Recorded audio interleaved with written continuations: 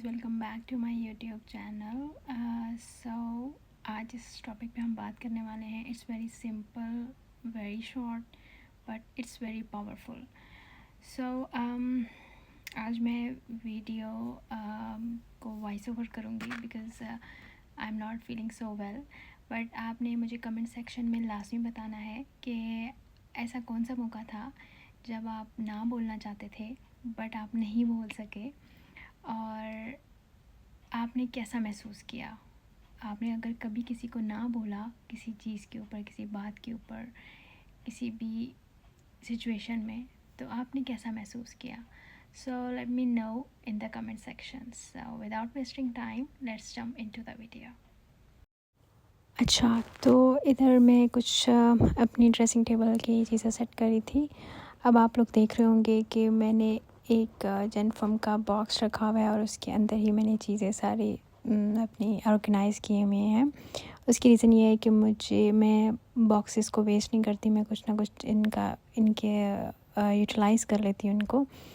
तो इस वजह से कि मैंने इनमें अपनी कॉस्मेटिक्स को अरेंज किया हुआ है, रोज़मर्रा की कॉस्मेटिक्स को. सो अपने वीडियो के टॉपिक की तरफ आ जाते हैं. वीडियो का टॉपिक हमारा, जैसे कि आपने थंबनेल से अंदाज़ा लगा लिया है कि क्या है. हमें ना बोलना क्यों इतना अजीब लगता है, हम क्यों किसी को ना नहीं बोल सकते. उसके पीछे शायद बहुत सारी रीज़न्स हैं कि हमने अपने बचपन में अपने बड़ों को ऐसा देखा है या उनसे ऐसा सीखा है कि हमने ना नहीं बोलनी. अगर हम ना बोलेंगे तो ये एक रूड अनकाइंड जेस्चर जाएगा अगले बंदे को.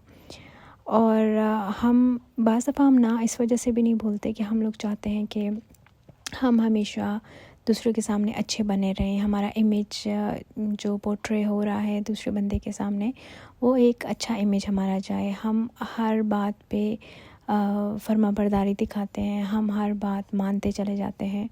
बट सम टाइम आपको ना बोलना चाहिए, क्योंकि अगर आप ना नहीं बोलेंगे कभी, हमेशा सबकी जी हजूरियाँ करते रहेंगे, तो एक वक्त ऐसा आएगा कि आप लोग आपसे पूछे बगैर आपकी लाइफ के मेजर डिसीजंस लेना शुरू कर देंगे. और वो यही कहेंगे कि हाँ, वो कभी मुझे ना नहीं बोलती, वो मुझे कभी ना नहीं बोलता. तो वो अपनी मर्ज़ी के फ़ैसले आपके ऊपर थोपते चले जाएंगे. सो अपनी बाउंड्रीज़ को सेट करने के लिए, अपनी सेल्फ़ रिस्पेक्ट के लिए, अपने वक़ार के लिए आपको ना बोलना सीखना चाहिए. क्योंकि हमेशा वो कहते हैं कि अगर आप बहुत ज़्यादा झुकोगे किसी के सामने, और आप तो आजिज़ी और फर्माबरदारी दिखा रहे हो, बट कुछ लोग इस आजिज़ी और फर्माबरदारी को बहुत नेगेटिव वे में भी ले जाते हैं. तो गाइस, आप ना ही तो पपेट हैं, ना रोबोट हैं, और ना ही कोई पेट हैं कि किसी के भी इशारों पे चलना शुरू कर दें. आपकी अपनी एक सोच होनी चाहिए, आपकी अपनी एक पर्सनैलिटी होनी चाहिए. अगर आपकी अपनी सोच नहीं है, आप हर बार हर किसी के हाँ में हाँ मिलाते रहोगे, अगर आपका दिल नहीं भी कर रहा फिर भी आप उनकी ताबेदारी फरमाबरदारी करते रहोगे, तो लोग आपको वैल्यू नहीं करेंगे, आपकी कोई सेल्फ़ रिस्पेक्ट नहीं होगी.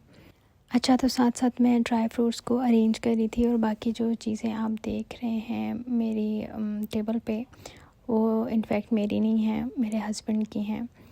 ही used to eat such kind of candies. But जैसे कि मैंने अपनी स्टार्ट की वीडियोस में बताया कि मुझे PCOS था, और उसको मैंने काफ़ी हद तक अब कम कर लिया है. इनफैक्ट 80 to 90% मेरा रिकवर हो गया है. तो जो बाकी रिमेनिंग रहता है तो उसको भी मैं रिकवर करने की कोशिश कर रही हूँ. सो इसलिए मैं ऐसी कोई भी चीज़ें अपनी डाइट में नहीं लेती, इवन दो कि फॉर स्नैकिंग और for my cravings I use to eat dry fruits.